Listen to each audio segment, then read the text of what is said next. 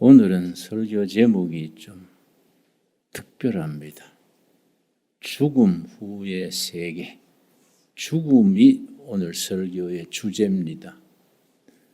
나는 크리스찬이라면은 죽음에 대해서 해결하고 믿어야 한다. 죽을 준비가 되어 있어야 한다. 그렇게 내가 생각합니다. 죽음의 준비가 안 되면 신앙생활이 뿌리 없는 나무와 같아서 시련을 당하고 역경을 당할 때에 흔들리게 되기 쉽습니다. 또 순탄한 길을 만날 때에 자기도 모르는 사이에 해이해지고 타락하기 쉽습니다. 난 우리 어머니가 한 10년 전에 소천하셨는데, 소천이라고 표현하지요. 불을 솟자 하늘천, 하늘의 부르심을 받아서 천국으로 갔다. 그걸 이제 소천한다고 표현합니다. 난 우리 어머니 소천하실 때 은혜 받았습니다. 어머니가 90세에 소천하셨는데 88세 때 어머니가 많이 편찮았습니다. 그리고 우리 형제들이 장례 준비해야 되려나 그래 생각했는데 어느 날 아침에 말짱하게 일어나셔서 아주 얼굴이 환하게 기분이 좋으신 거예요. 어머니 웬일이세요? 갑자기 그렇게 말짱해졌어요.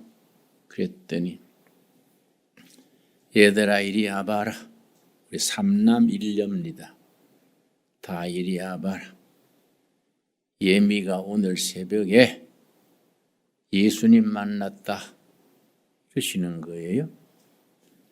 우리 귀가 번쩍 뜨이지요. 예수님 만났다고요? 예수님 만나서 그렇게 기분이 좋으신가요? 그랬더니 그래. 예수님이 새벽에 나한테 오셔서 빛나는 흰옷 입으시고 오셔서 내가 2년 뒤에 너를 데리러 오겠다. 그때 88세 때지요. 2년 뒤에 데리러 오겠다. 그러고서는 몸이 가뿐해지고 힘이 났다는 거지요. 그래 이번엔 내가 죽을 병이 아니고 예수님이 2년 기간을 더 주신단다. 2년간 잘 신앙생활해서 2년 뒤에 내가 하늘나라 가는 해다. 그리 알고 있어라. 이러시는 거지요. 그래서 어머니 2년 뒤가 아니라 요새는 수명이 길어져서 20년 또 10년 또 더 살 수 있습니다. 그러니까 아니다. 예수님이 확실히 나한테 말씀하셨다. 그랬는데 2년 뒤에 이제 90세 되던 해 1월 1일 우리가 자녀들이 세배를 드렸지요. 세배 드렸더니 얘들아 이 해는 내가 천국 가는 해다. 그래들 알고 있어라. 그래서 어머니 왜 그러세요?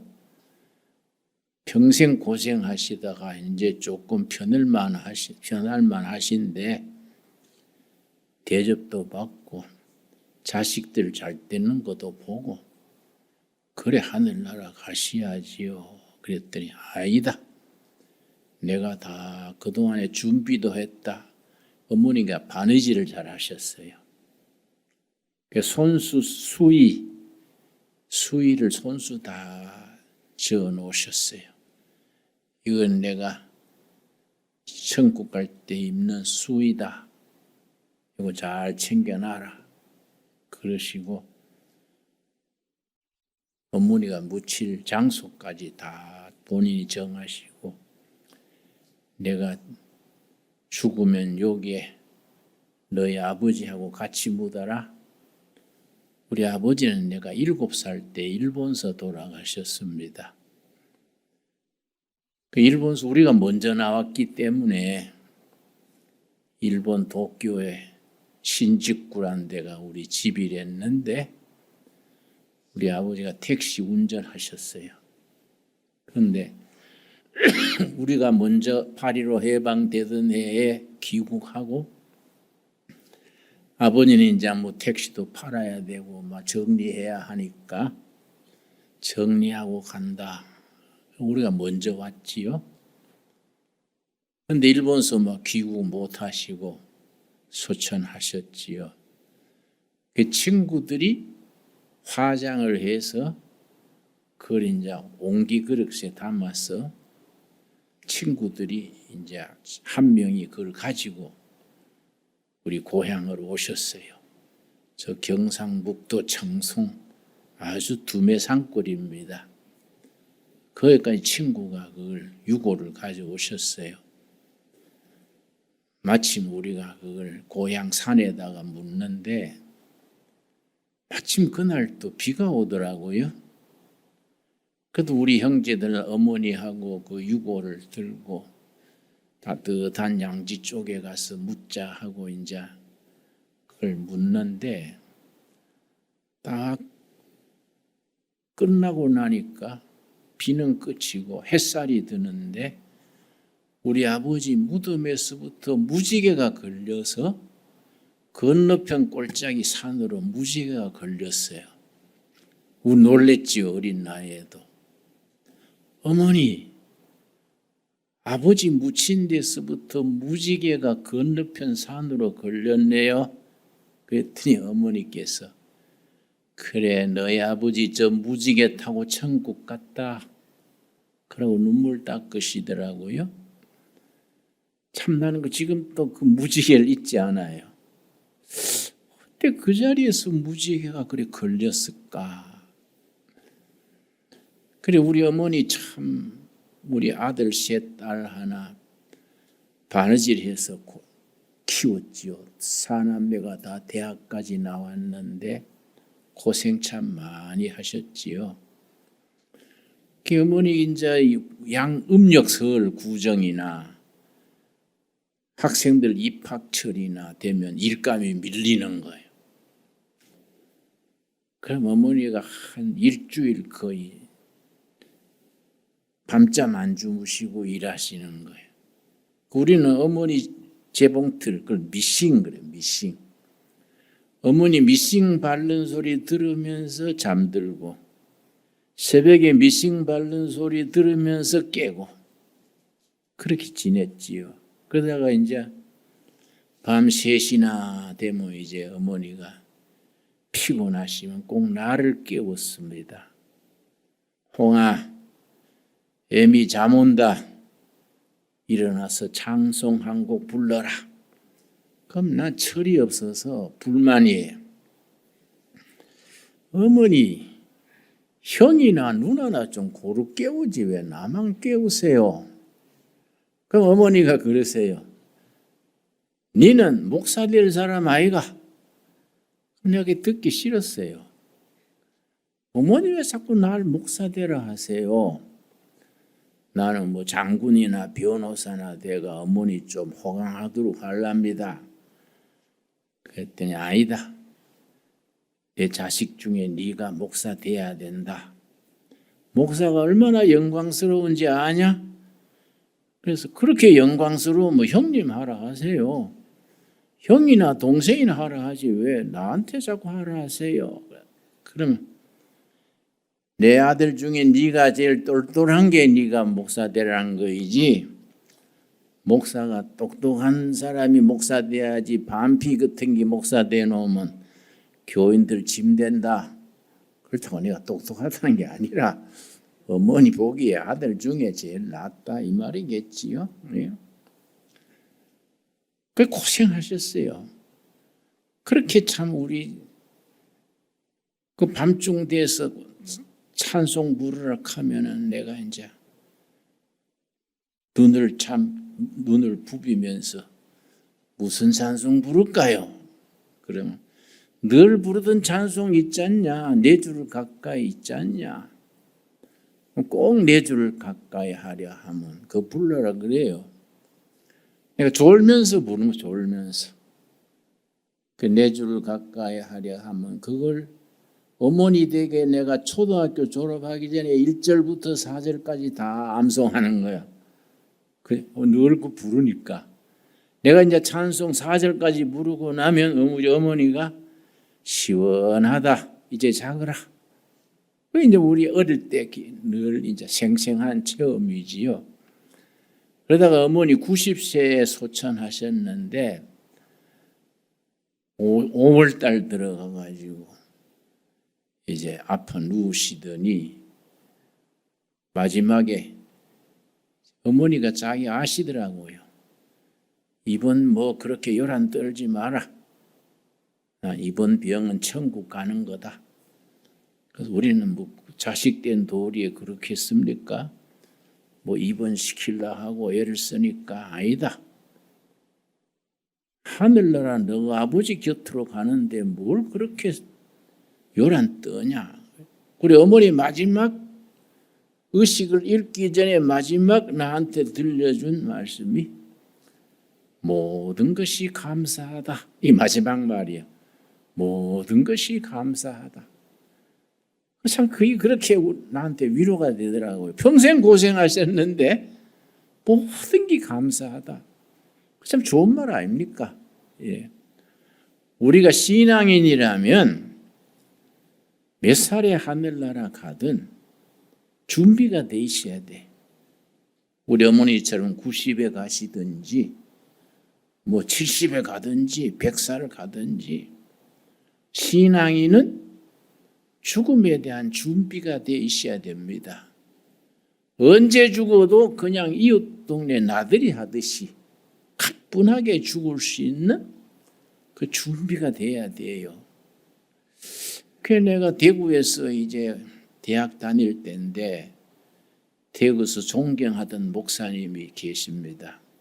북한서 피란 오셔가지고 재혼도 안 하시고 평생 목회하시다가 그렇게 존경받으셨는데 죽을 때 모습이 고개가 갸우뚱하더라고요. 내 학생 때 암이 걸리셨는데 그때는 뭐 암이 어려울 때지 요새도 뭐 쉬운 건 아니지만은 그 암을 고치려고 미국까지 가다가 비행기 안에서 돌아가셨어요. 그러니까 이게 참 안 좋더라고요. 내 생각 같으면은 뭐 하늘나라 갈 준비한다 그러고 다 정리하고 그랬으면 좋겠는데 그렇게 존경받던 목사님이 그 나이도 드셨는데 뭘 더 살려고 미국까지 가다가 비행기 안에서 돌아가실까. 모두 존경받고 했지만은 죽음의 준비가 덜 된 셈이지요. 그렇지요? 우리가 이게 뭐 목사다, 집사다, 구원사다 이런 거 다 떼고 쉬운 말로 계급장 떼놓고 언제든지 천국 갈 준비가 돼 있어야 돼요.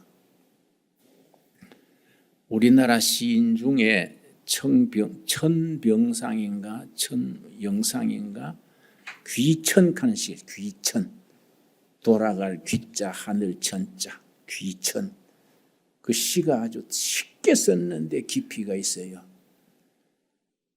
그 천시인의 귀천이 어떻게 나가냐면 내 돌아가 말하리라 내 본향 하늘나라에 가서 말하리라 뭐 이렇게 시작해 끝에 가서 땅 위에서 속곱살이가 재밌었다고 말하리라 뭐 그런 식이에요.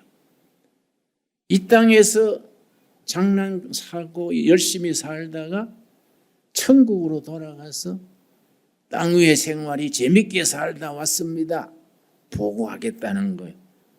그 참 귀천이라는 시가 아주 상당히 내공이 깊은 시예요. 그래서 내가 오늘 특별히 왜 죽음에 대한 제목을 정했느냐 하면은 내가 이제 41년생 82살이거든요. 지난주에도 내 동갑내기 한 명 죽었어요. 또 3주 전에도 대학 시절부터 단짝 친구가 또 한 살 위인데 장로인데 죽었어요. 대학교 때는 그 친구가 목사 되려고 하고 나는 목사 될 생각이 전혀 없었는데 그 사람이란 게 모르더라고요. 목사 되겠다던 그 친구는 장로가 되고 사업하고 목사하면 질색하던 내가 오히려 절에 가서 목닥치고 하던 나이가 목사가 된 거예요. 그런데 난 대학 시절에 되게 약했어요. 그런데 그 친구는 아주 건강했는데 세월이 지나니까 나는 튼튼해지고 그 친구는 뭐 이렇게 피 걸르는 걸 뭐라 그래요? 투석하다가 그렇게 참 고생하다가 결국은 하늘나라로 먼저 갔어요. 우리 목사님들 중에도 그 부산의 그 정필도 목사님, 그럼 참 그 서울대학 철학과 나오고 같은 대학 시절에 전공이 같기 때문에 서로 통했어요. 부산에 무슨 교회지요? 네? 수영로교회 맞아. 그러니 한 달 전인가 소천하셨지요? 그러면 참 그렇게 소천할 나이는 아닌데 나하고 동갑이니까 그 한두 명 하더라고요. 또 지난 주일에 내가 서울 가서 들으니까 사랑의 서울교회 이종윤 목사님이라고 공부도 많이 하시고 참 목회도 잘하셨는데 소천하셨다더라고요. 한 명, 두 명 가는 거 보니까 이거 참 너나 할 것 없이 우리들 크리스찬들은 죽음에 대한 준비가 돼 있어야 되는 기구나. 나는 그 점에서 감사한 거예요. 준비가 돼 있으니까. 나는 하루하루 일하고 한 달, 1년 가는 게 신바람 나요. 엎쳐도 뒤쳐도 굶어도 먹어도 천국에 예약이 딱 돼 있으니까 뭐 걱정할 게 없지 않습니까? 그렇잖아요? 그러니까 마음이 편하고 살아가는 게 부담이 없어요. 그러고 욕심도 없어지고 뭐 아쉬운 것도 없어지고 얼마나 감사합니까? 내가 참 감사기도 드리는 거예요. 혼자서. 참 나이 들어가지고 죽을 준비 다 되고 오늘 죽어도 10년 뒤에 죽어도 한결같은 마음으로 지낼 수 있게 하셔서 감사합니다. 난 그렇게 기도합니다. 감사기도 드려요. 내가 책을 하나 뽑아봤는데요. 이 절판돼서 못 구하겠더라고요. 영어 제목은 Life After Life요. 생명 후의 생명. 우리나라는 30년 전에 번역 출간이 됐는데요. 조선일보 논설위원인 유근일 논설위원이 번역했습니다. 우리말로 번역하면서 Life After Life를 뭐라고 번역했냐면 잠깐 보고 온 사후의 세계. 난 원래 제목이 좋아요. 생명 후의 생명. 이게 더 좋지 않습니까? 잠깐 보고 온 사후의 세계 하면 조금 제목이 좀 약하잖아요. 근데 이걸 참 수시로 빼서 읽곤 하는데 이 앞에 이제 서문에 뭘 썼냐면 이 저자가 레이몬드 무디요. 레이몬드 무디. 이분이 버지니아 스테이트 유니버시티에서 철학을 공부하고 거기서 철학 박사가 돼서 사우스캐롤라이나 대학의 철학 교수로 봉직하다가 다시 이과대학을 들어갔습니다. 메디칼 스쿨로. 그 어렵지요. 철학 교수 하다가 이과대학 다시 들어가는 게 쉽습니까? 그래서 의사가 돼가지고 정신과를 해, 정신과. 자기 모교의 인턴, 레지던트 거쳐서 모교 대학병원의 정신과 의사가 됐는데, 이 사람이 이제 철학 교수 출신이니까 관찰력이 있고 호기심이 있어요. 이 철학하는 사람은 호기심이라는 게 참 중요하거든요. 이 철학과 1학년 첫 시간에 뭘 배우냐면은 Philosophy is curiosity. 철학은 호기심이다. 호기심으로부터 시작한다. 첫 시간에 그거부터 공부합니다. 그러니까 이 철학 교수 출신이니까 좀 관찰력이나 호기심이 있는 거지요. 자기 병원에 2년에 한 분, 3년에 한 분 의사가 사망이라고 정식으로 진단을 했는데 며칠 뒤에 살아나는 사람이 있어. 의사가 왜 텔레비를 보면 이렇게 그 그래프가 쭉쭉쭉 나가다가 쭉 나가면 사망, 몇 월, 며칠, 몇 시 사망 의사가 진단 내지 않습니까? 그 사망이라고 진단을 했는데 3일 뒤에 4일 뒤에 깨난 거예요. 그런데 이 레이몬드 무디 박사가 가만히 죽은 사람들이 호기심을 죽었다가 깨난 사람들 호기심을 가지고 만나보니까 죽어 있을 때의 체험, 그걸 임사체험 그래요. 임사체험. 이게 비슷한 거예요. 이거. 이상하다. 각자 다른 사람들인데 죽어 있을 동안 사흘이든 5일이든 그 기간에 체험이 비슷할까? 호기심이 생긴 거예요. 야, 이걸 내가 한번 글을 써봐야겠다. 그래서 세계의 유명한 대학의 부속병원 편지를 보냈습니다.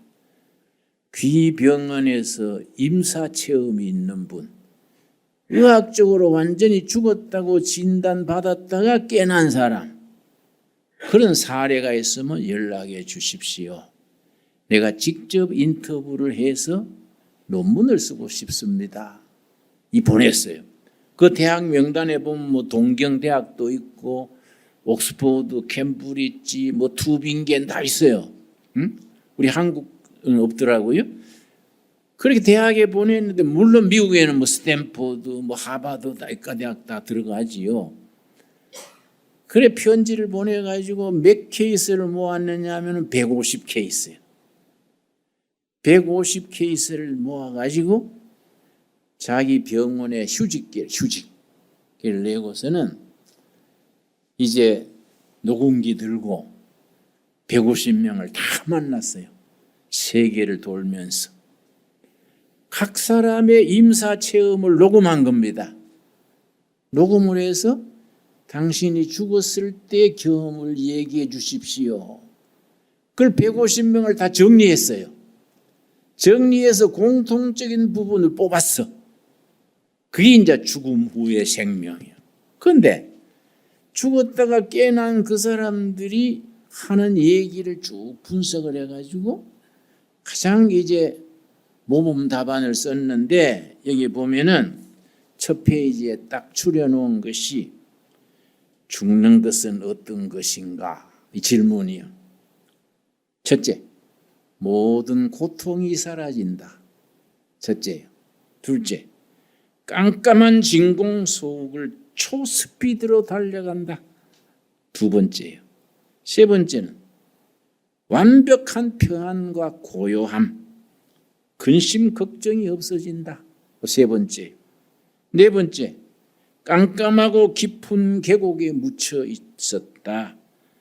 이것이 바로 성경이 말한 죽음의 그림자가 깃든 계곡이구나. 나는 생각했다. 다윗의 시편에 있지 않습니까? 사망의 골짜기를 헤맬지라도 죽음의 골짜기가 이런 곳이로구나.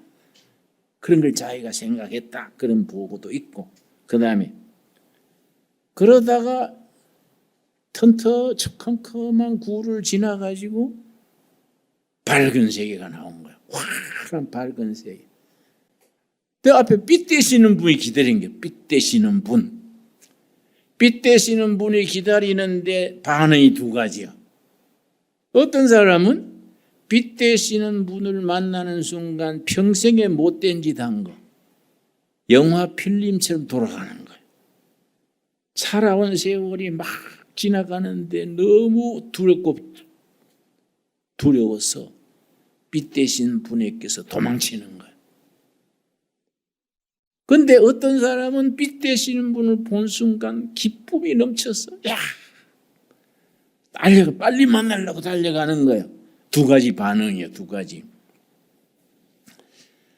그런데 빛 되시는 분이 두 가지를 물었어. 두 가지. 첫째가 뭐냐? 그대는 지상에 있는 동안에 사람을 얼마나 사랑했느냐? 첫째 질문이야. 다른 질문 없어요. 그거 뭐 이력서 필요 있겠습니까? 사람을 얼마나 사랑했느냐?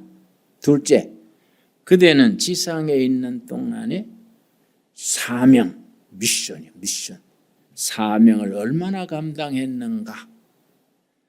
하늘이 사람을 땅에 보내실 때에 각자에게 주어진 사명이 있다. 미션이요, 미션. 그걸 얼마나 감당했느냐? 그 두 가지 질문이 대표적인 질문이에요.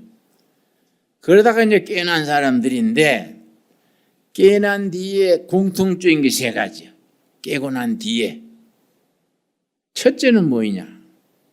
술 중독에 걸려가지고 상대방 차선으로 차 몰고 가다가 박아서 죽은 사람. 알코올 중독자예요. 그런데 박은 건 기억나는데 그 다음 순간에 자기가 운전대 잡고 피를 흘리고 쓰러져 있는 거예요. 교통순경이 막 오고 호래기를 불고 막 그걸 보는 거예요.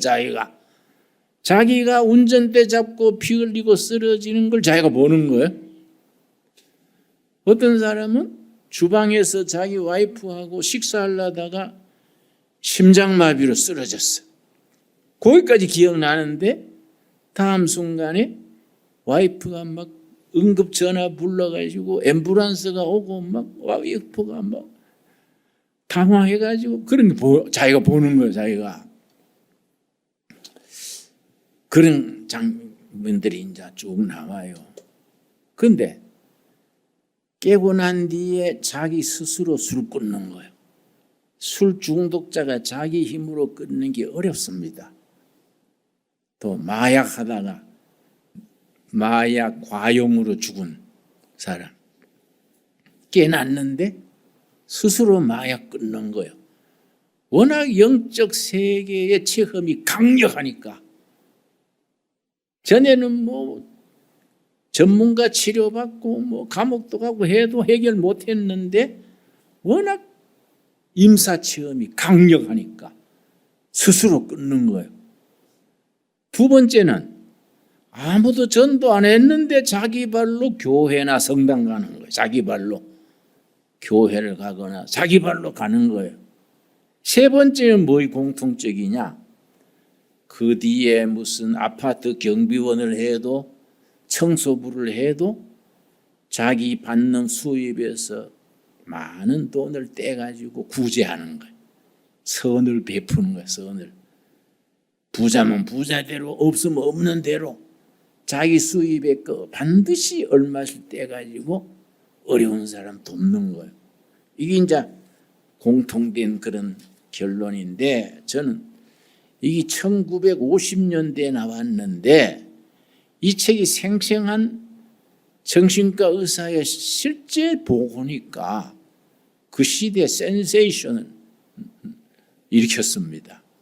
이 책으로 인해서 미국, 영국, 독일, 일본 이런 데도 사후 세계 연구회 이런 모임이 생겼어요. 난 이런 책을 성경과 비교해서 읽는 거지요. 중요한 건 성경 아닙니까? 이건 참고서지요. 그렇지요? 이건 참고서니까. 오늘 고린도후서 12장 1절에 뭐라 그랬습니까? 고린도후서 12장 1절. 무익 하나마 내가 부득불 자랑하노니 주의 환상과 계시를 말하리라. 사도 바울이 14년 전에 영적 세계를 다녀온 체험이 있었어. 워낙 신비한 체험이라 가슴에 품고 말하지 않았어요. 그러다가 14년 만에 이걸 간증하는 거지요. 부득불 내가 말해야 되겠다. 2절, 내가 그리스도 안에 있는 한 사람을 아노니, 자기를 객관화하는 것이요, 자기를 말하는 겁니다. 그는 14년 전에 셋째 하늘에 이끌려간 자라. 유대인들은 하늘을 세 개로 봤어요. 3층 천, 1층 하늘, 2층 하늘, 셋째 3층 하늘. 1층 하늘은 별이 보이는 이 하늘이요. 2층 하늘은 은하수, 태양계, 무슨 계, 우주 전체가 둘째 하늘이에요. 셋째 하늘은 하나님의 보호자가 있는 하늘, 천국이죠, 천국. 사도 바울이 내가 14년 전에 셋째 하늘, 천국에 다녀온 얘기를 하는 겁니다.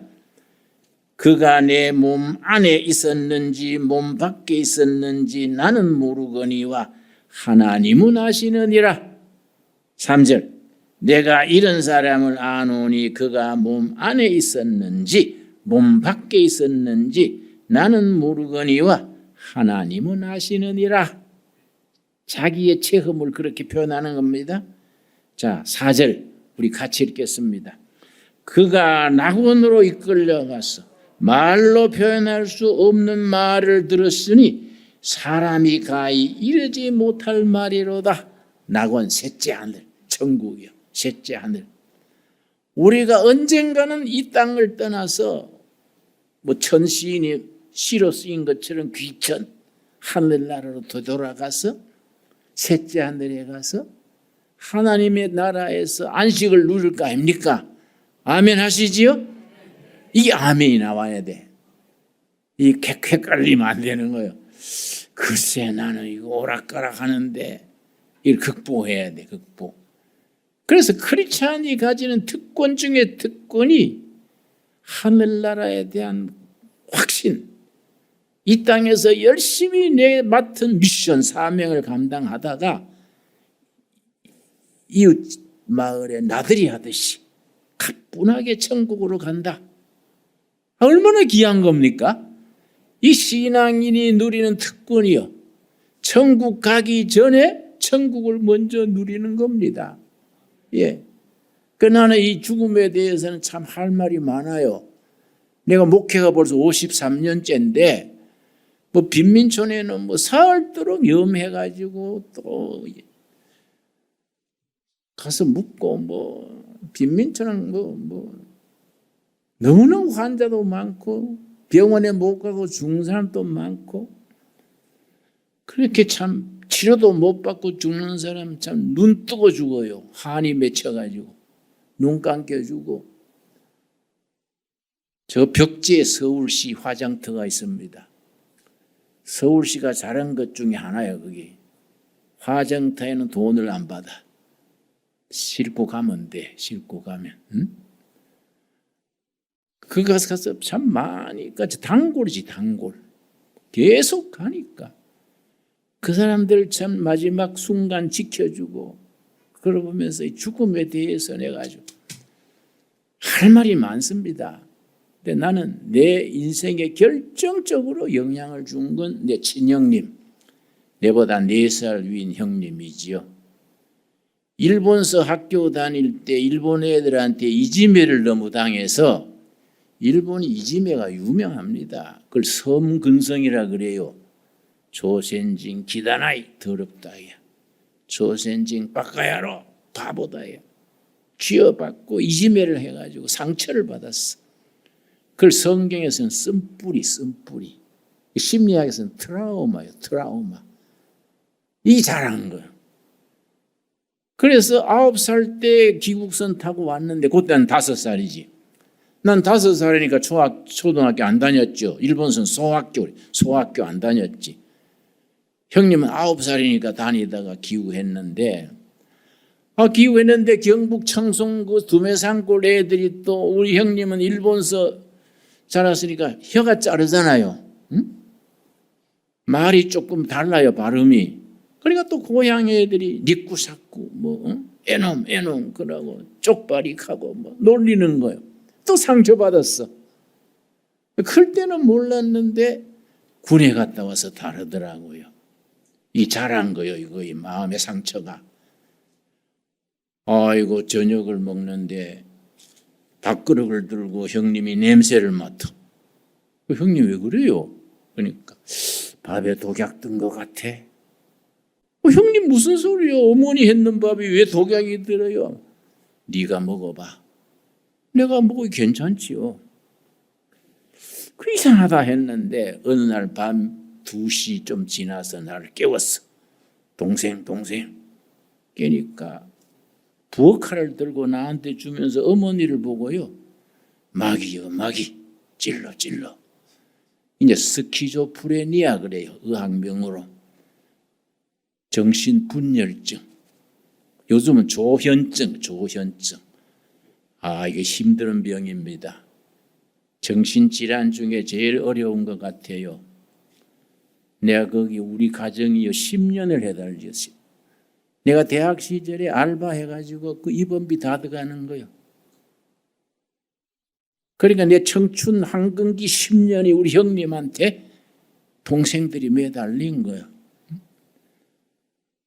그런데 어느 날 아침에 형님이 넥타이를 메고 양복을 입고 면도를 하고 동생 오늘 예배를 내가 인도할게. 가정 예배인데 그런 게 없거든요. 전에는 억지로 그렇게 예배 받는데 자기가 예배 본다는 거예요. 그래서 형님 왜 그러세요? 하니까 오늘 새벽에 예수님이 나한테 오셨어. 그래 놀래가지고 도대체 제정신 나에게 그러나 해서 그 예수님이 왔었다고요? 만나서 어떻게 했어요? 하니까 내가 너를 병에서 노임 받게 하노라. 근데 믿어야 될지 안 믿어야 될지. 근데 정신질환한 사람은 눈빛이 달라요. 광기. 눈빛이 다릅니다. 편안한 눈이요. 이상한데.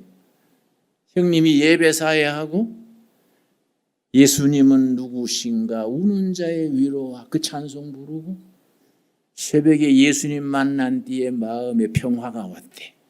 마음이 편안하고 감사하대. 그리고 주기도문으로 마친 뒤에 동생들 나 때문에 고생했지. 나도 내일부터 직장 알아볼게. 우리 형님이 인쇄공이요. 인쇄소 식자공 활자 뽑는 거 있지요. 식자공 기술자요. 나도 내일부터 인쇄소 다니면서 직장 알아볼게. 깜짝 놀래가지고 형님은 직장 나가면 또 스트레스 받아가지고 병이 재발돼요.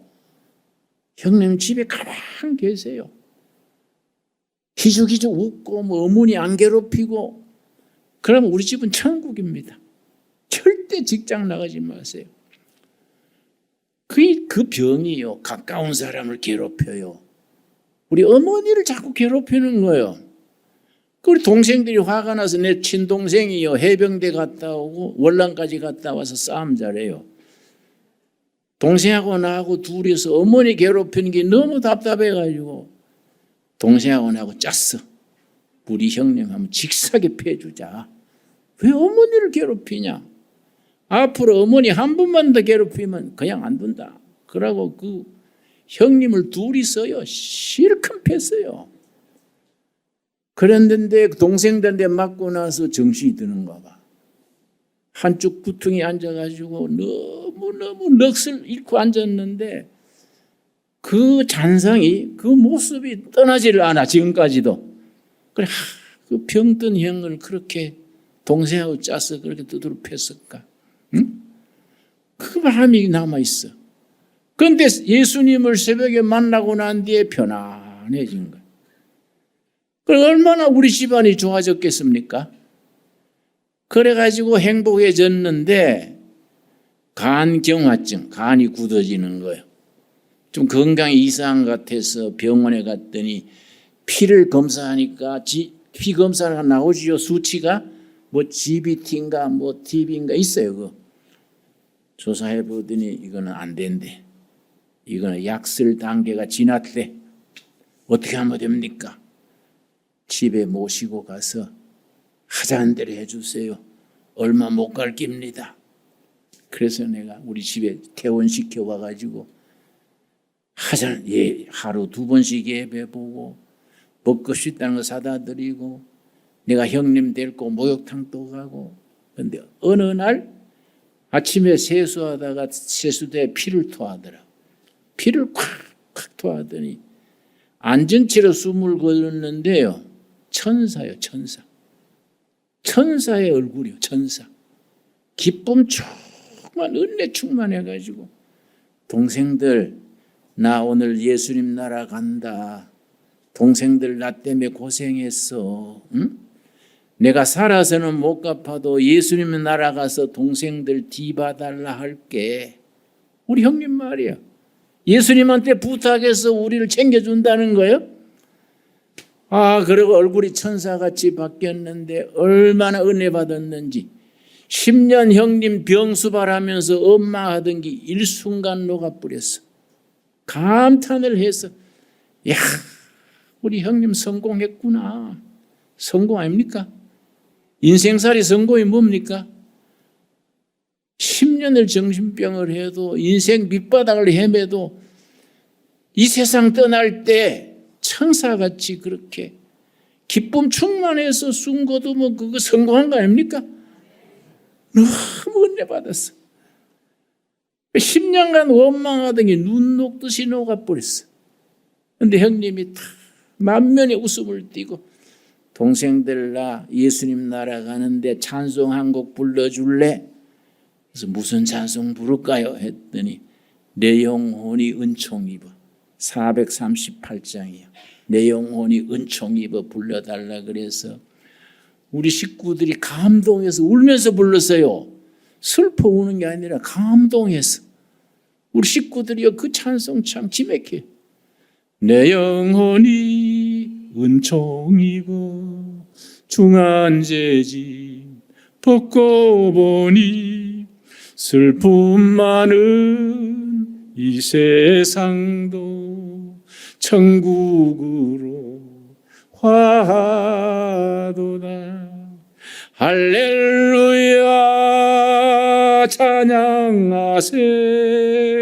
내 모든 죄 사함 받고 주 예수와 동행하니 그 어디나 하늘나라. 저는요 이 간증을 가끔 하는데 간증할 때마다 내가 은혜 받아. 그때 그 장면이 생생하게 되살라는 거예요. 3절을 부를 때요 앉은 채로 손을 탁 들고 창밖을 보면서 야 예수님이 마중 나오시네? 감격해서 숨 고뒀어요. 그때는 딱 입력이 돼서 크리스찬들에게 죽는다는 건 축복이구나.